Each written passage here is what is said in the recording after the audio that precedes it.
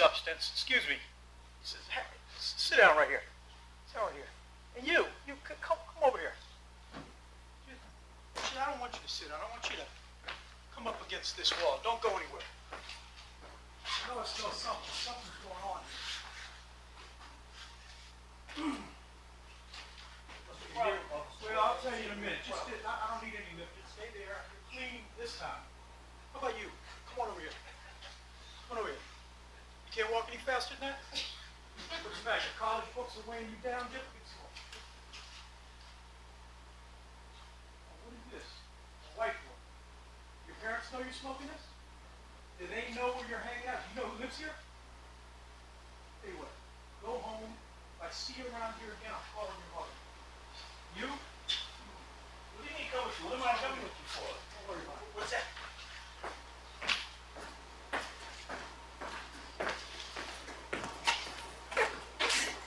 You doing?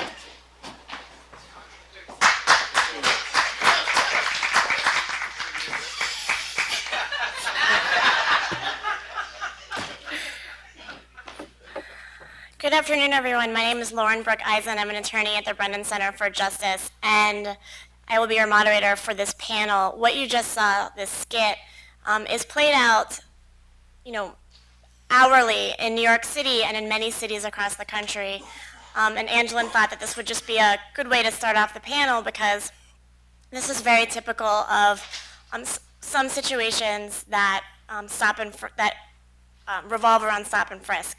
And this panel today is focusing on Terry versus Ohio and the Floyd case in New York. And so we're going to have a discussion about stop and frisk, but we're not just going to talk about stop and frisk in New York City. It's really important that we talk about stop and frisk nationwide and how the Fourth Amendment cases that evolved out of Terry versus Ohio. So I'd like to introduce our panelists if they would like to sit down.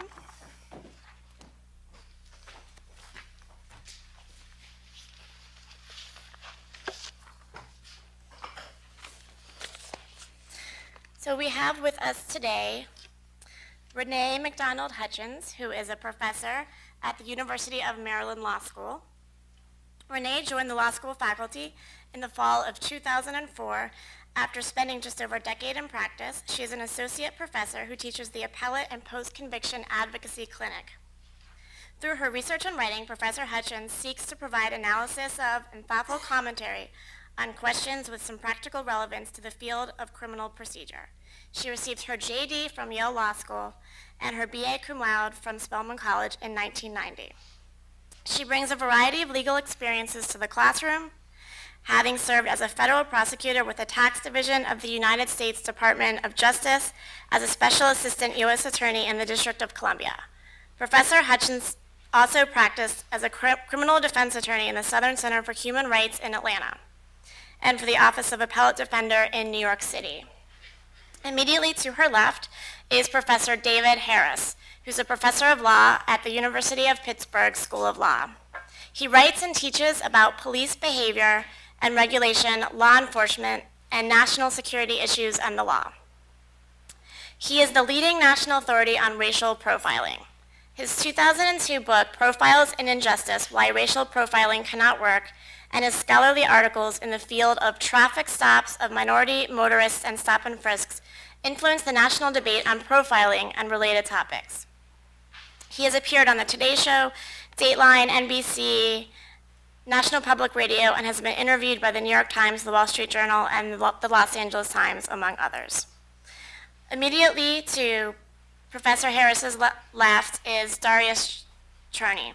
Darius is a senior staff attorney in the Racial Justice Government Misconduct Docket at the Center for Constitutional Rights.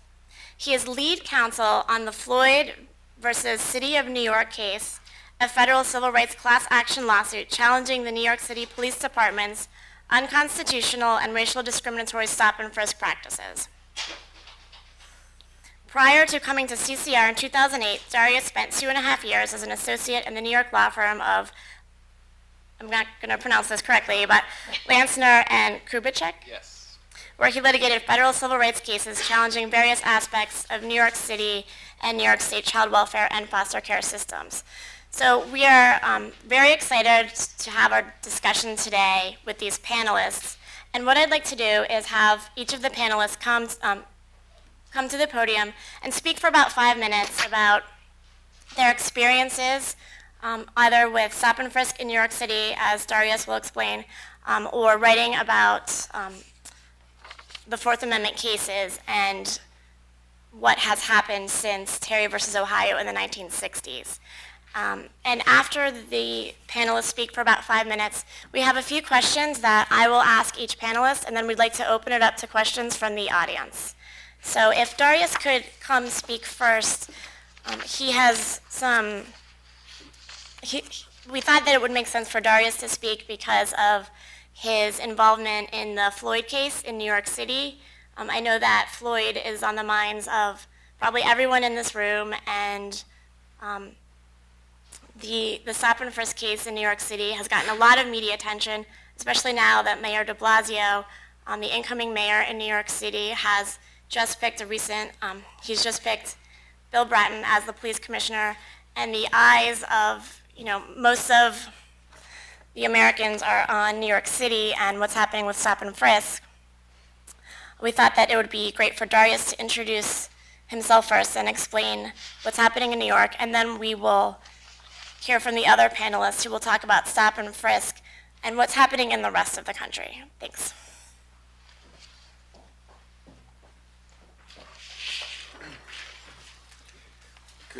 Good morning, everybody.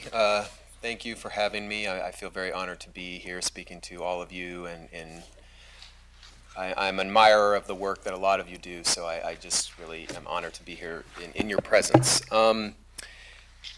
As Lauren mentioned, and as I'm sure everybody has read over the past several months, there has been a lot of attention paid to the stop and frisk issue in New York, as well as obviously the lawsuit and the trial that I was involved in, and some of the craziness that has ensued since the trial in the appeals court, the federal appeals court in New York.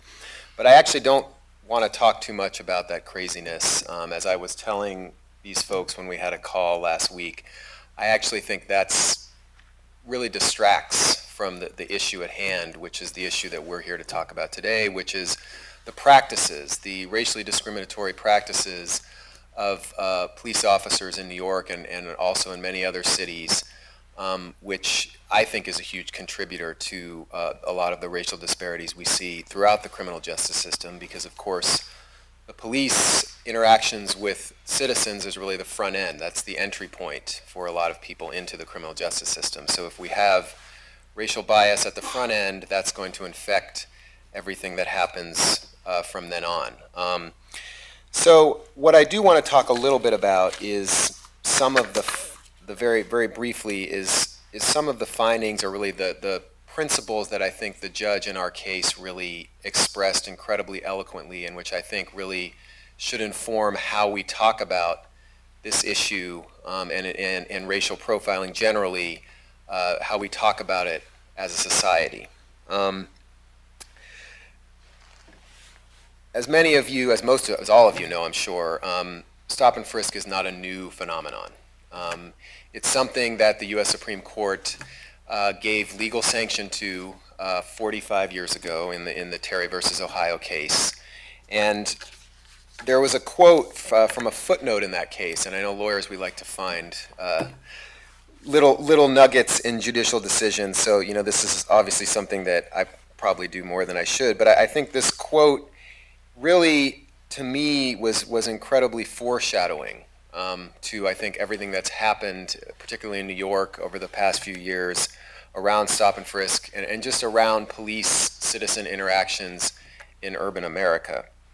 And that was a quote, again, this is in the context of the Supreme Court giving legal sanction to police officers to do this, to stop, question, and frisk somebody. So this is from Earl Warren's majority opinion. In many communities, field interrogations are a major, I guess it's not Earl Warren, I'm sorry, was it Douglas? I can't remember, Douglas, Justice Douglas's majority opinion. In many communities, field interrogations are a major source of friction between police and minority groups. And that friction increases as more police departments encourage officers to routinely stop and question persons on the street. So the Supreme Court, at that point, I think, knew, right, that by giving legal sanction to this practice, it was going to lead to exactly what we've seen play out in New York and in many cities and towns across this country, which is, rampant use of this practice, particularly targeting communities of color. And of course, in New York, we have the biggest police department in the biggest city in the country, but I think what we also have, and what we have seen play out over the past 2 decades, is really one of the most concerted programs of stop and frisk, really intentional use of the practice, because it's a routine practice for police officers around the country and the world to use. But in New York, it has really become a concerted policy choice to encourage officers and to really require officers to use this as a tool of what they like to call proactive policing. And of course, it is used most often in communities of color. It is used most often on people of color. And it is, as it has played out, it has really not served, and I think David will talk more about this, the purpose for which the NYPD asserted it was going to be used, which was to recover illegal weapons and to stop violent street crime. That was what a guy by the name of Bill Bratton and his colleagues said back in the mid-90s was going to be, their goal, and their use of these aggressive street encounter tactics was going to be to recover weapons and violence and stop violent street crime. Now, what we've seen in terms of the way stop and frisk has been used in New York City over those past 2 decades, and particularly in the past decade under Commissioner Kelly and Mayor Bloomberg, is that it's actually being used to go after very low-level activity, illegal activity, oftentimes stuff that's not really even a crime. So, quality of life offenses, trespassing is probably one of the most common used reasons people are being stopped, low-level property crimes, and of course marijuana possession. Guns are recovered in about 0.1% of all the stops that the NYPD does every year. And when we're talking about numbers in the hundreds of thousands, they're finding guns in less than 0.1 of the stops. And the last thing I'll say, because I know this is supposed to be short, is I want to come back to the race issue, because that's really the only reason my organization got involved in this issue 14 years ago after the Amadou Diallo shooting, when we first brought a lawsuit around this. This practice is being used in a racially discriminatory manner. And what the NYPD will say, and I think what a lot of police officials will say, and law enforcement people, and even a lot of people in society, is that, well, police just have to do what the statistics tell them they should be doing. In other words, well, we look at our data and we see that, it looks like blacks and Latinos are committing a disproportionate amount of the crime. So, of course, we're going to go out and stop disproportionately high numbers of blacks and Latinos. But that kind of thinking and that reasoning flatly violates the fundamental holding of Terry and all of the cases around stop and frisk since then, which is that the Fourth Amendment requires individualized reasonable suspicion. And what police in New York have been doing for 20 years or more, and what law enforcement, I think, does in a lot of jurisdictions, is they really use racially group-based suspicion as the basis for law enforcement decision-making. And that's not only unconstitutional, but what it leads to is, I think, a dragnet of sweeping up hundreds of thousands of innocent people, or people that are not engaged in serious criminal activity, into the criminal justice system. And a perfect example of this is the skit we saw and marijuana arrests generally in New York, which is that we all know marijuana use is not, black people don't use marijuana anymore than white people. In fact, there's data suggests it may be the other way around. Yet you don't see white kids getting arrested for that. And the reason that is because most of these marijuana arrests are the result of street encounters where the police are going out into communities of color and making stops, purportedly, they say, because they're looking for weapons or guns. Of course, they never find them. And in the context of these searches and these stops, they're sometimes are finding weed, right? And then that leads to kids who are not engaged in violent crime getting arrested for marijuana possession, whereas, white middle-class kids who are using it just as much, if not more, never have to worry about that because they don't fit the profile of the criminals that the police say they're looking for. So, in conclusion, for now at least, I think for me the thing that I'm most proud about this case and the way it's, at least this point, turned out, is I think we have really been able to shed a light on, and the judge in her decision, I think, eloquently put it, that this kind of group-based suspicion, race-based suspicion by police, even if they say they're doing it based on data and statistics, and we all like data and statistics, it's a good way to make policy and to make policy decisions, but that kind of thinking is actually leading to unconstitutional stops. It's leading to detention and humiliation of a lot of innocent people, and I think is really one of the driving forces of the racial disparities that you see throughout the criminal justice system.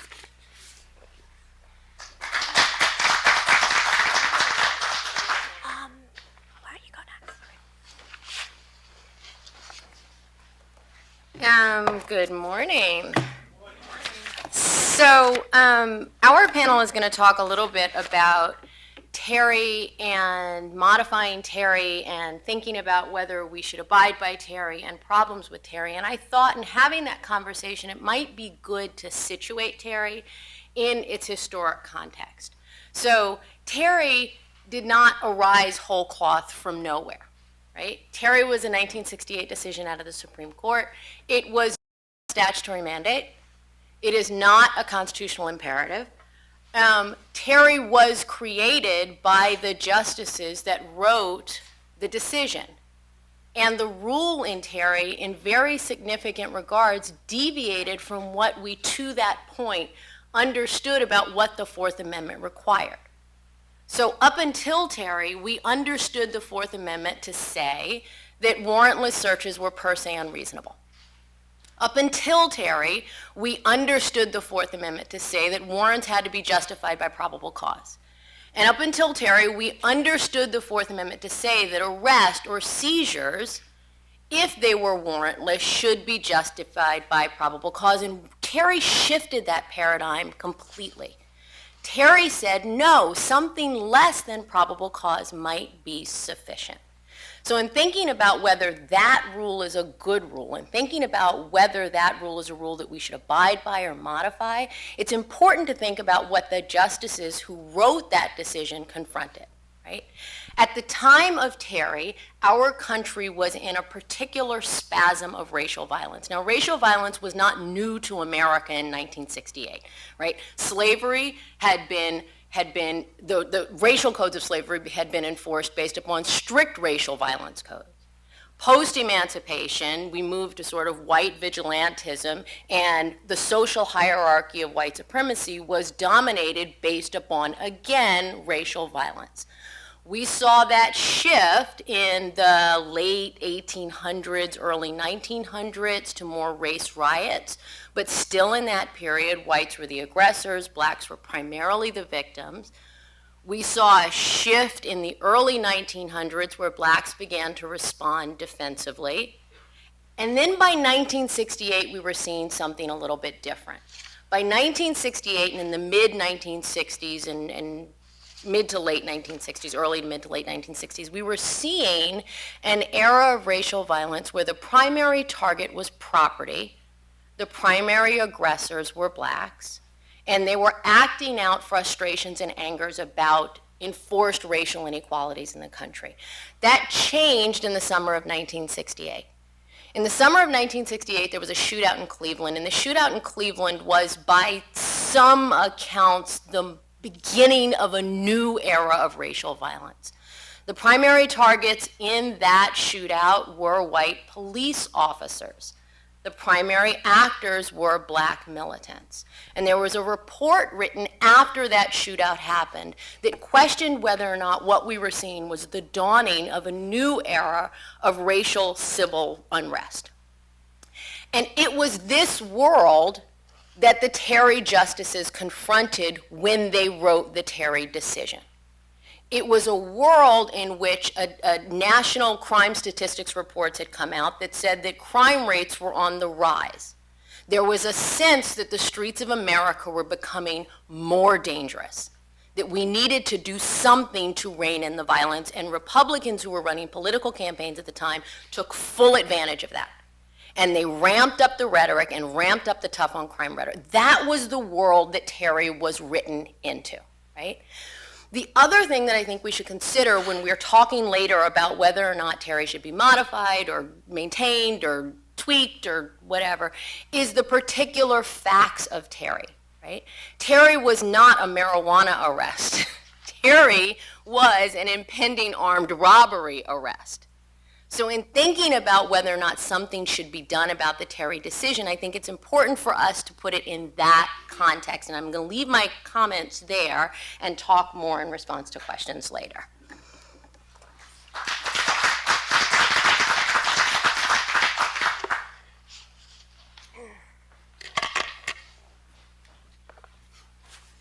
Good morning, everyone. Nice to see all of you. I'm David Harris from the University of Pittsburgh School of Law, and I want to thank everybody who organized this wonderful conference and the organizations and people who sponsored it. I'm very happy to be part of this distinguished panel and to meet everyone here today.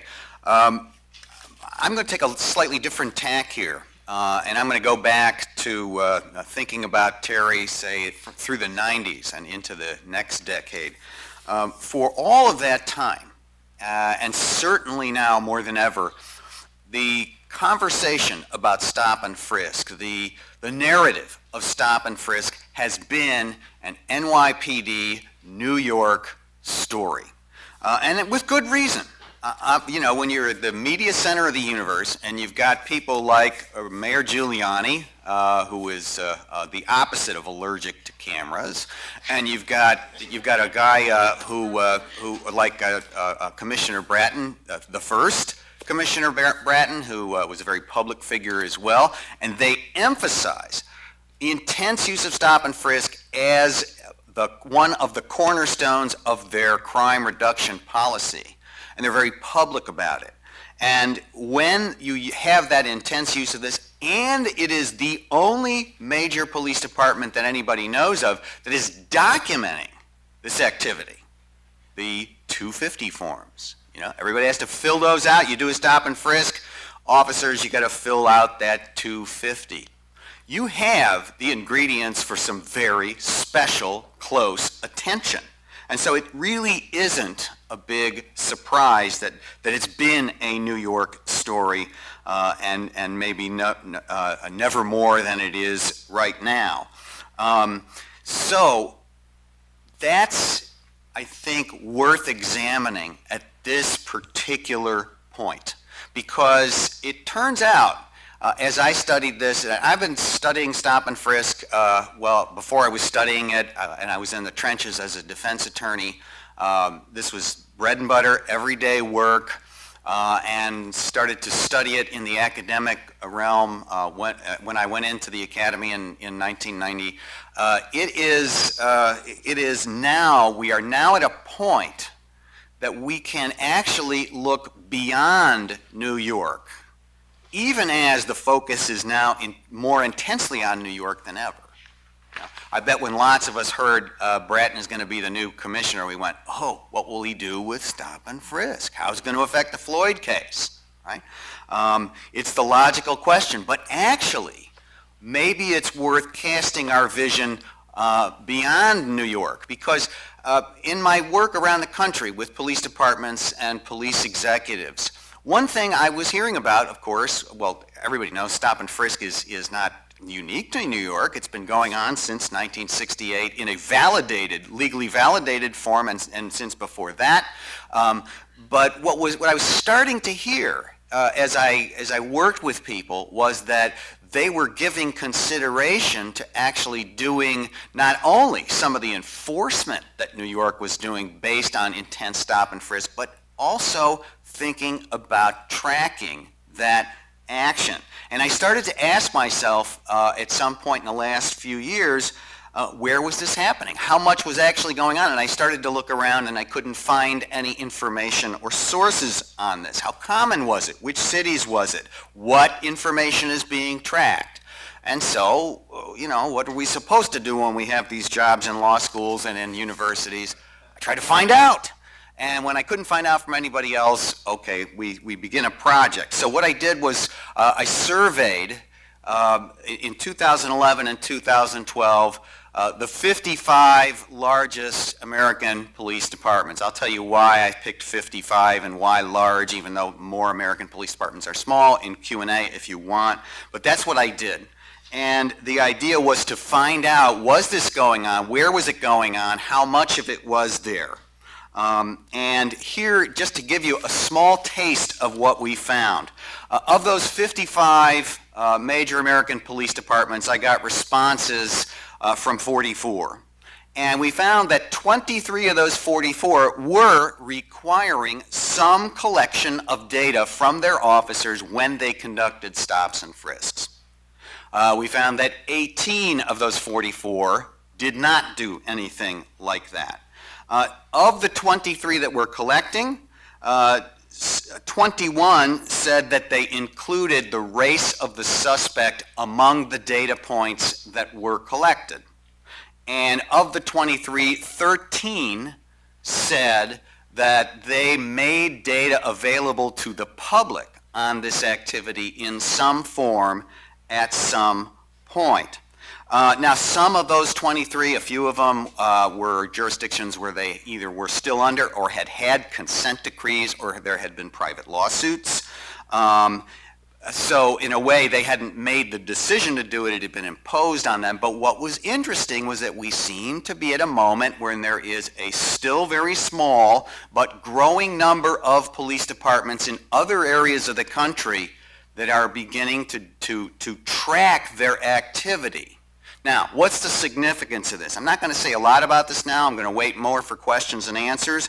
But I'll give you one example of what we could learn. One of the things that jumps out at you when you see, oh, okay, not only NYPD, but some other police departments. Let me just pick one. Philadelphia. They have been tracking their stops and frisks activity for some time due to a private lawsuit brought by the American Civil Liberties Union. And one thing you learn looking at that pretty quickly is that New York was not the place with the most intense use of stop and frisk. It was Philly. I mean, if you look at it on a population basis, they were doing lots more of this than New York City was. I think that surprised a lot of people when the data were compared. So much more I can tell you about what I think we'll be able to learn in the future as this trend puts roots down and maybe accelerates a little bit. But what I want to push us to do is to think more broadly than New York, because I think there are important things that we can learn, and most of the country lives somewhere else too. Don't forget that. So thank you very much.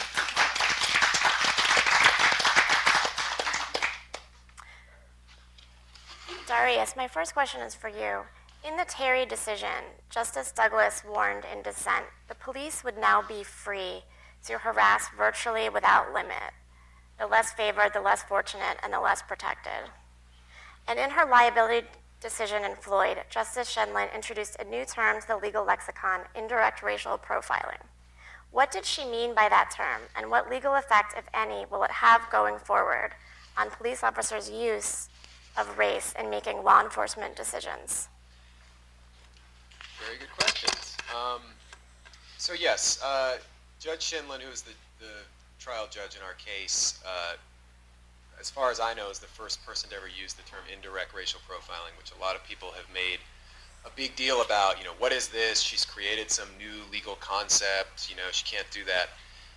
I think what people need to understand is, yes, the term she created was hers. She made it up, but the phenomenon, the practice that she was describing is by no means a new thing or something that has not already been, I think, recognized by a lot of scholars and legal authorities as, in fact, impermissible under the 4th and 14th Amendment. And that phenomenon, that practice is the use of, or really the creation of a profile of who is a suspicious person. And by that I mean York and in a lot of other cities around the country, I'm sure, now that we live in a CompStat era where data is used heavily to make law enforcement decisions, it's the use of the crime data to figure out, okay, what are the demographics? What is the demographic profile of a criminal in our city or in this particular area of the city?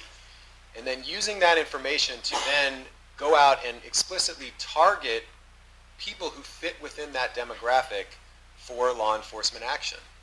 And what the evidence at trial really showed, and it's interesting because I think the police department thought that this was actually their defense to the claims of racial profiling. They said, look, of course we're going to stop, most of the people we're going to stop are going to be black and Latino because that's who's committing most of the crime. And they said, look at the numbers. 85% of the stops are blacks and Latinos. 85% of crime suspects are black and Latino.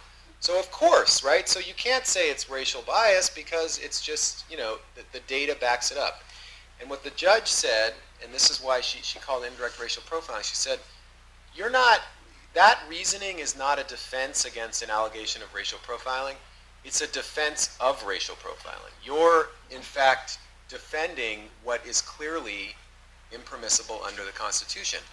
And so by indirect racial profiling, she meant, I can read you her exact words, but she said, look, taking crime data and making decisions about who to target for stops based on, the demographics of who criminal suspects are is a form of indirect racial profiling.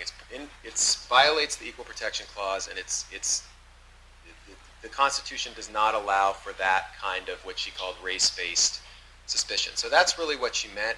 And I guess to me, the question it raises is, I think what the New York Police Department does is by no means unusual, right? We all, and for good reason, I think we all like the fact that police are using data to make law enforcement decisions. But if they're going to use it in this way, it seems to me that it does create a situation where there are going to be law enforcement actions that are based on race. And I think that this is an example where they're not even trying to pretend. They're not apologizing or trying to explain it away. They're saying, yes, we are making race-based law enforcement decisions. But what they're saying is that they're justified, right? And I guess that's the question, right? Should police be allowed to make these really, I think, explicitly race-based decisions about who they should focus their law enforcement action on? And of course, the last thing I'll say on this is obviously, if somebody, reports, I've just been robbed and here's what the suspect looks like and it has a race component to the description of the suspect, no one would suggest that police cannot go out and try to find someone that looks like the suspect. But that's not what we're talking about here. Because in New York, most of the stops, about I think 87% of them, are not in response to a suspect description. In other words, there's no report of a crime, we have a description, we're going to go out and look for someone who admits it. 87% of them are what they like to call proactive, right? Officers are out, they're just using their own discretion, they're training to figure out, okay, who looks suspicious to me in this neighborhood? We know there's been a lot of crime in this neighborhood generally. We know that the data suggests most of the crime is committed by this demographic group, so now we're going to factor that into our decision making, and that's what she meant by indirect racial profiling. And Professor Harris, picking up on your comment that not everyone lives in New York City, what should the rest of the country and police departments throughout the country learn from New York City's experience with stop and frisk and with this litigation? That's a great question. And number one, be assured that the rest of the country is listening and learning. Some good lessons and some not so good. You saw those op-eds leading up to Judge Scheinland's opinion by Commissioner Kelly, by some others. Some of these arguments that Darius was talking about were made with a very large megaphone. What they should learn, I think, is that in the most basic way, use of stops and frisks is legal. It is at some level an efficacious tool, but that you can take even a tool you need sometimes and you can grow it into a monster. And the main thing to understand is that there are costs associated with that, with even using it in a good way, there are costs associated with it. But particularly when you use the metaphor Darius and I were using before, when you give it steroids, you turn it into Frankenstein, whatever you want to say, boy, the costs go up. Now the problem is that the costs aren't paid by the police department, right? They're externalized, the economists like to say. It's easy to ignore externalized costs. You're not paying them. And so the rest of the country should take heed that there are huge costs in terms of relationships with the public. Forget about the lawsuit costs for just a minute. The relationship with the public, because to a lot of people that sounds soft, it sounds politically correct, it's something like that. No, it is a grave matter of public safety to have good relationships based on some degree of trust between your police department and the people they serve in every community. If you don't have that, the police don't get information. The police are put on the spot in ways that are dangerous. You get misunderstandings that happen that lead to deaths, usually of civilians. It is a matter of top concern that there be a good relationship. And when you impose these costs on people day after day, month and year after year, it destroys that ability to have that kind of relationship. And so the rest of the country should see New York, A, paying that price, and B, getting sued and losing, and now they're going to have to pay a further price. As I train police around the country and I talk with commissioners and chiefs, nobody wants to get sued. I mean, that's just universal. And they're looking at this and they're saying, how can I avoid what happened to them? So in that sense, Floyd is a sort of golden moment around the country.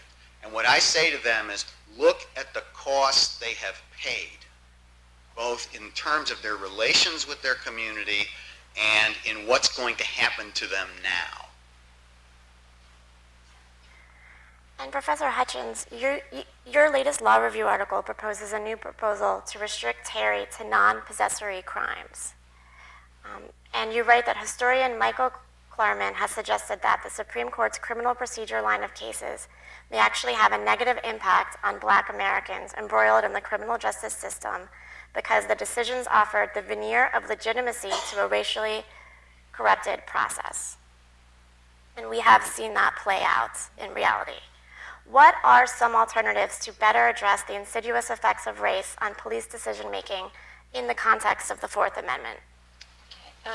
So I think I agree that policing themselves is one answer. So the lessons that are learned from New York is certainly a start.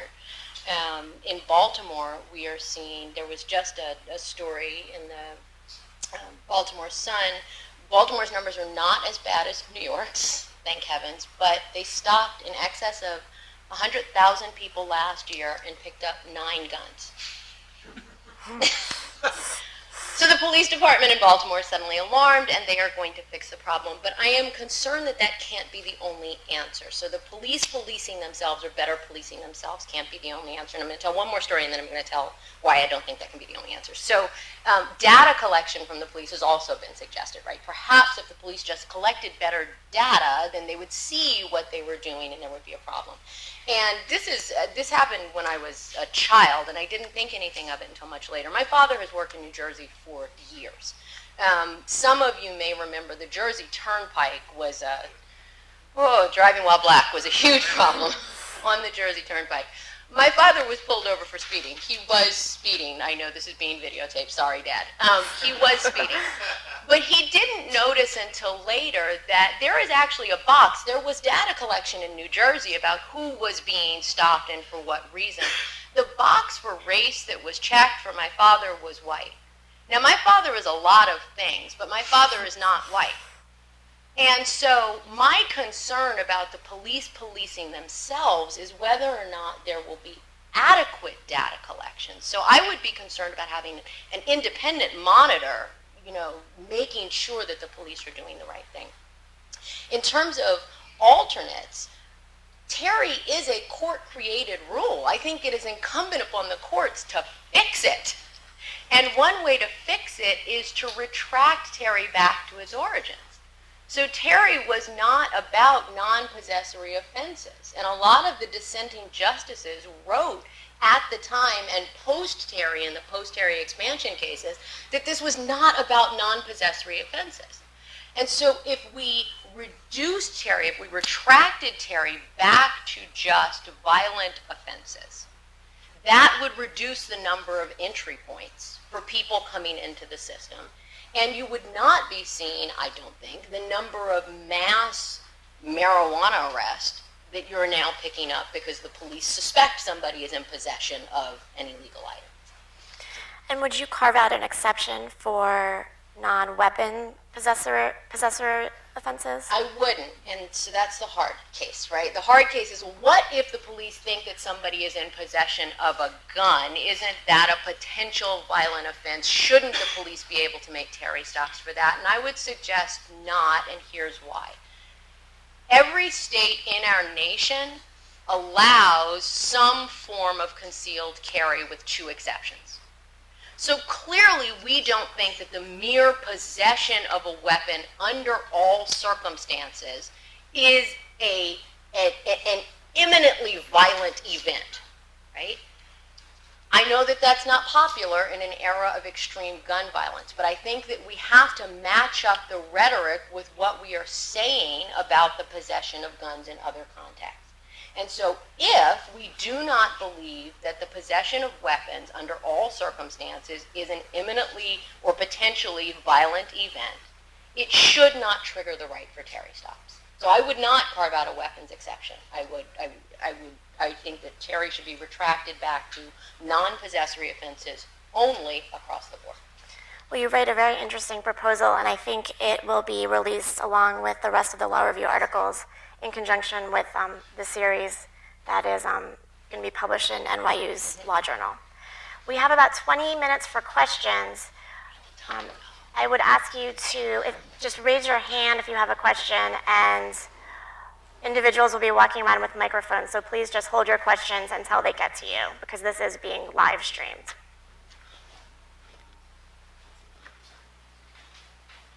He doesn't say you. He doesn't say I think you know he's bringing the microphone. you. He's over there, though. Julia.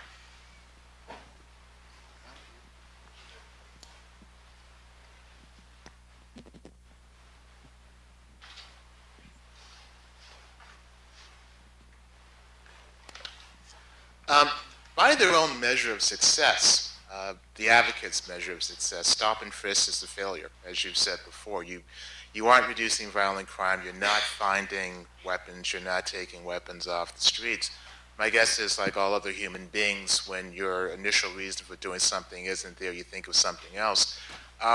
What are the reasons now that people are giving for continuing what really is a failed policy? I can speak to the New York experience, and then I think these guys can add to what I say. But I know in New York what the outgoing police commissioner and mayor have been saying for years is, well, you know, the reason we're not finding any guns is because less people are carrying guns, and the reason that they're not carrying them is because stop and frisk is an effective crime deterrent, right? It's the bad guys are now afraid they're going to get caught, so they leave their guns at home, and so we're using it as a crime deterrent. They, of course, have no empirical data to back that up. And in fact, research I've read, social science research around, which goes to something David said around police-community relations, is that there's a lot of research to suggest that this kind of over-aggressive use of stop and frisk and the alienation it creates actually leads to increased illegal behavior, because particularly young people now begin to view the criminal justice system and the laws as unfair, and so they feel less of a motivation to comply with them. And so particularly amongst young people, it can oftentimes lead to increased illegal behavior. So, I mean, that's, you know, I think that's exactly the question. What, you know, if it's not working, why are you continue to do it? And the only answer I've heard is this rhetoric around, well, it prevents gun violence and it prevents people from carrying guns, so that's why we do it. To enlarge on the point a little, if you're interested in that work Darius talked about, it's by Tom Tyler, formerly of NYU, I'm sorry to say, now at Yale Law School, but it's excellent work, very readable, and it really does make that point. I think another factor, though, is from the police perspective and from the public perspective, mass stop and frisk is relatively low cost. And until you educate people about the true cost of this mass stop and frisk policy, they don't see the cost because the costs are relatively invisible, because it's the police officer checking off a couple of boxes on a form and moving on to they're on the beat anyway, so it's not that much more work for them. So until we start to talk about what the true cost of stop and frisk are, I think those costs are going to remain below the surface, and there's really no reason to stop until you get sued and lose. Yes, thank you for an excellent panel. It was brought out that New York is not the only jurisdiction by far experiencing this problem. Shortly after the Zimmerman verdict came out, right here in Washington, D.C., the Washington Lawyers Committee for Civil Rights and Urban Affairs released a report showing stark racial disparities in arrests in D.C. And the Metropolitan Police Department's response was that, well, we're not really doing this. We're responding to community calls for protection. How would you respond to that? It sounds familiar, doesn't it? Right? Just like what Darius was saying. And the Metropolitan PD in saying something like that would not be alone. Have plenty of company from around the country.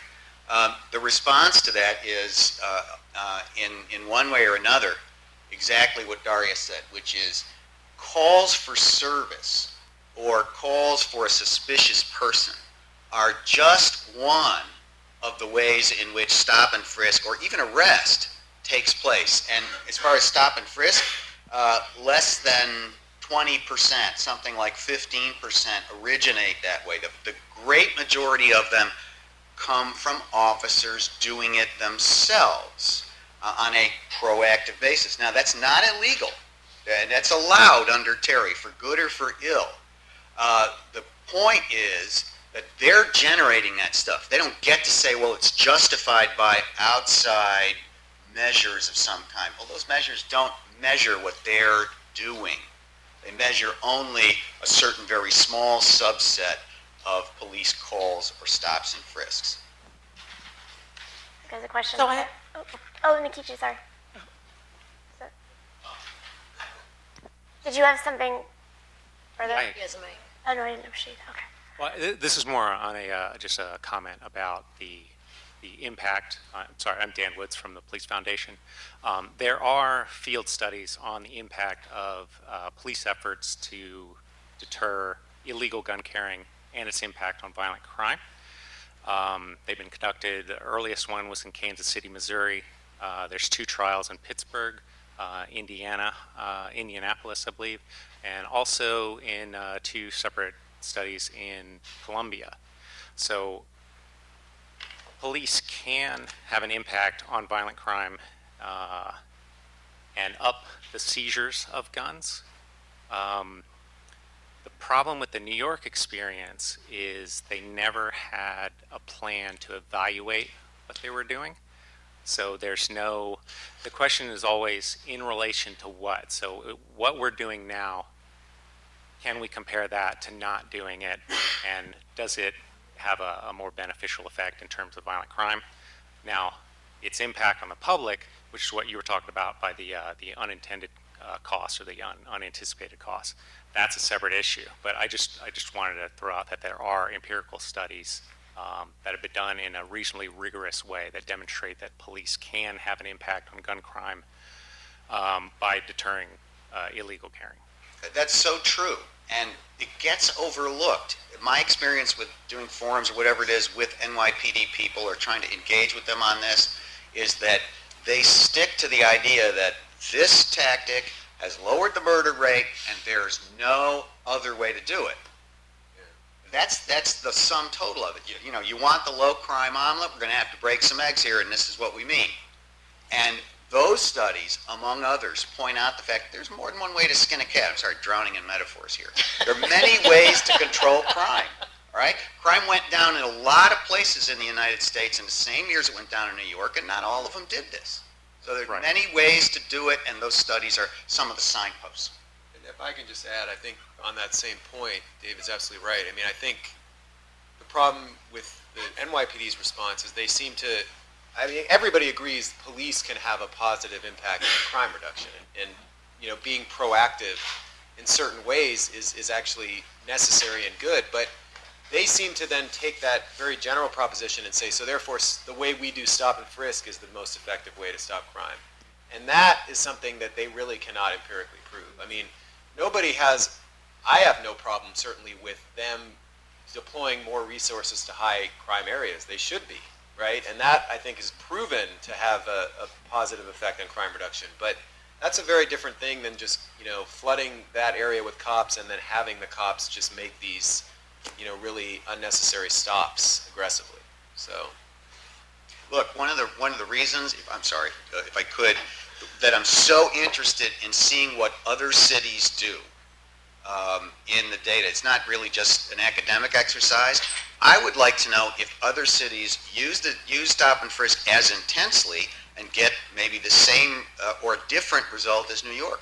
I would like to know whether racial disproportion is an inevitable result of a focus on stop and frisk. That's the kind of find out from that. And I think those studies you talked about are part of the leading edge of that inquiry. So one of the things I wanted to ask about is remedy. Like, where do we go from here? Several jurisdictions around the country have decided to try to curb racial profiling by getting at another aspect of it that almost always go hand in hand, and that is the consent search, right? Because if you're racial profiling somebody, you have to then have a basis for how you came to find the evidence. It wasn't in plain view, or you can always lie about it, but usually they say he consented or she consented, especially with motorists in the driving while black scenario. So in Rhode Island, they require reasonable articulable suspicion before you can ask for a consent search. Minnesota requires that. Other jurisdictions have considered, requiring a written waiver for consent, asking for consent. And other jurisdictions have considered, in California, the Highway Patrol, why don't we just abolish it? Yeah. No more consent searches. If you have a basis for stopping them and then have a basis for looking for evidence, do it. If not, don't ask for a consent search. And so I'm wondering whether that might be the answer for how we go about, we can't criminalize racial profiling, you just can't data collect your way out of it, but simply saying you no longer have this avenue, it's not going to be admissible, we're just going to outlaw or regulate consent searches as a way to curb racial profiling. I think that'd be effective. And George Thomas at Rutgers has proposed exactly that we just do away with it. Anybody who really wants a good laugh in a certain weird way should read the Supreme Court's decision on consent searches. It's called Schneckloth versus Bustamante. It is full of ridiculous assumptions about what people think. Oh, well, they're just trying to help the justice. No. Consent search is all about the use of authority and how people respond to authority. And if you put that tool out there and you let police use it, they're going to use it that way. It's no big surprise. They're rational actors. So getting rid of that would be a big step forward. The other thing I thought of as I was listening to the discussion of how do you change Terry, I would like to see us shift back in the same way from unusual to suspicious. Right? Mm-hmm. Terry requires reasonable suspicion of involvement in crime or being armed. And what's happened over the years has been a conflation between the idea of somebody being suspicious and somebody being unusual. Well, guess what? If you're 15 or 20% of a city's population and you're in a different neighborhood, you're unusual. And for many people, that makes you suspicious. That would be another step forward, I think. I think the thought that triggered for me, and I hate to be the fly in the ointment here, but I think that doing away with consent searches would require sort of a radical rethinking of the Fourth Amendment. It would be difficult for me to articulate, and I'm not saying it's not an interesting proposal, but it would be difficult for me to articulate a reason why somebody agreeing to be searched would be constitutionally unreasonable, right? Because the Constitution protects against unreasonable searches and seizures, not all searches and seizures, not disfavored searches and seizures, not even searches and seizures that we don't like, just unreasonable ones. And so I think if we were to do away with consent searches, it would require us to rethink reasonableness. Now, I think where you could take to task Schneckenclaw is the sense, its notion about warnings that are required pre-consent and the validity of consent being given without a warning being given that you have no obligation not to consent. That I could see us toying with a bit in terms of the language of the Fourth Amendment. But I think it's a bigger hurdle just doing away with consent searches under the Fourth Amendment, per se. I take your point, and it would be a substantial challenge. I would go back to the fact that I don't believe that asking for consent is actually asking. It is an assertion of authority. But to your other point, the idea of warnings, there's a very interesting set of data from Ohio, because for a while, due to a state Supreme Court decision in Ohio, our police had to, when a traffic stop was ending, before they could ask, can I search your trunk? Can I look in your car? Before they could do that, they had to tell the person, not quite a warning, but you're free to go, but. And you have data before, during, and after on whether that made a difference. And I'm sorry to say it didn't. It didn't. Made no difference at all. 90% of the people were still consenting across every demographic. Thus, that's why I think it's about authority. It's not about anything else. We have time for one more question. David Merriman, NCJ. You guys have touched on this a little bit, but do you all think that data-driven strategies like hotspot policing contribute to the disproportionate minority contact for stop and frisk and just in general? And if you do, how do you still utilize the best practice of data-driven strategies, but kind of tease it out from the disproportionate minority contact? Yeah. That's a tough question. I think the first thing I'd like to see, I'm going to sound a little bit like a broken record, is I'd like to see more of it than just the numbers from New York, right? Because I have, in my work with different police departments, they use something like ComStat, which is a New York product, but they do it differently. It's not necessarily maybe as hard-edged. They include different information, maybe information on officer conduct.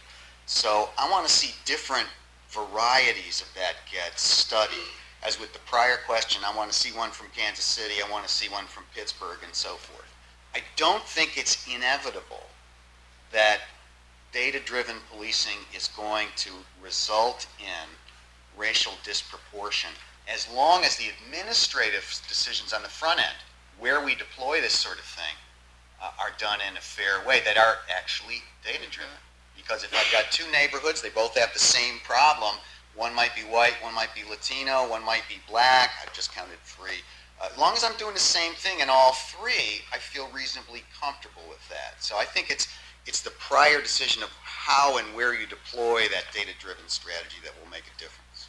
Yeah, and I would just add, I think, again, I would like to see the data-driven systems evaluate in some way it's kind of an oxymoron, but evaluate the quality of what the officers are doing, right? So it's one thing to deploy them to the neighborhood that has the most calls for service or the most crime reports, but there's not really, as far as I can tell, a real accurate measure of the way the officers are behaving when they're there. I mean, in New York, strictly numbers, so they'll say, okay, how many arrests did you make? How many stops did you make? How many tickets did you write in this period of time, in this area?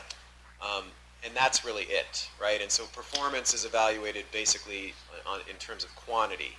There's no real, here's a quantitative evaluation you could do. There's no evaluation of, okay, of those stops that you did, right?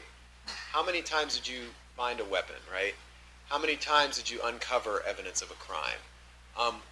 The tickets you write, what are you writing the tickets for, right?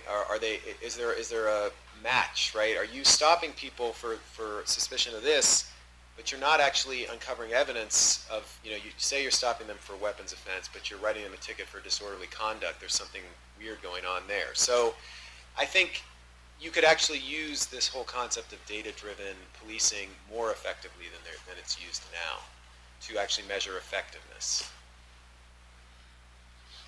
Great. Well, I want to thank our panelists for a wonderful discussion. I think an hour and 15 minutes is not enough time to discuss these issues, but